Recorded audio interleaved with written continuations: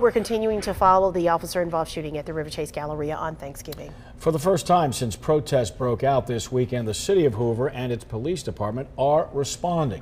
Overnight, the City of Hoover and Hoover Police released a joint statement promising to be transparent throughout the course of the investigation. It comes after the department misidentified Bradford as the shooter. This immediately sparked questions for Hoover city officials and police. City officials and police addressing some of those questions in their joint statement, reading in part, "We can say with certainty Mr. Bradford brandished a gun during the seconds following the gunshots, which instantly heightened the sense of threat to approaching police officers responding to the chaotic scene.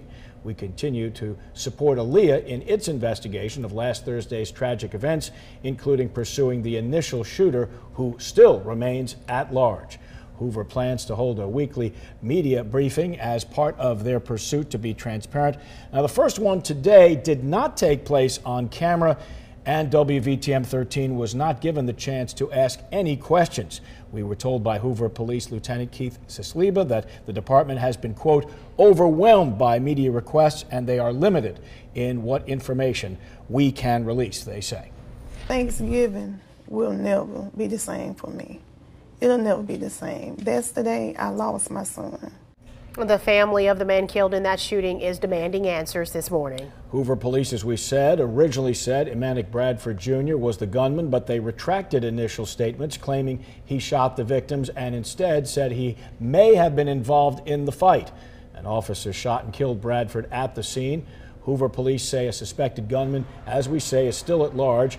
He or she could be responsible for wounding the two victims, an 18-year-old man and a 12-year-old girl, still recovering at the hospital today. And again, the Alabama Law Enforcement Agency is handling this investigation, not the Jefferson County Sheriff's Department. The district attorney's office cites a potential conflict of interest because one of the major witnesses in this shooting is the cousin of Sheriff-elect Mark Petway's wife. And now Bradford's family is calling on the Hoover Police Department to release all videos of the shooting. Bradford's father is a retired corrections officer and says his son had a permit to carry a concealed weapon. Now he's calling on law enforcement to clear his son's name. My son, you know, unfortunately, my baby ain't here no more. He didn't get no chance to even try to survive.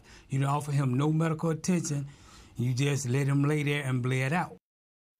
That's Semantic Bradford Sr. speaking there. The family of Bradford hired civil rights attorney Benjamin Crump to represent him. He, the man in the blue suit there, he says he wants accountability and justice.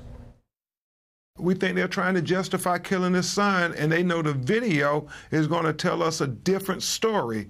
As we have been saying, you don't need to say any more, just show the video. That's all this family wants. Ain't no power like the power of the people, because the power of the people don't stop. On Saturday, demonstrators marched through the Galleria to protest the deadly shooting, and that wasn't the last of the protests. There will be another protest tonight at Bradford's family as they demand answers about the death of their son. Rally organizers tell us they will continue to protest until the family gets justice. You can depend on WVTM 13 to bring you the very latest on the deadly shooting in Hoover. Just go to WVTM13.com or our free app, WVTM 13's mobile app.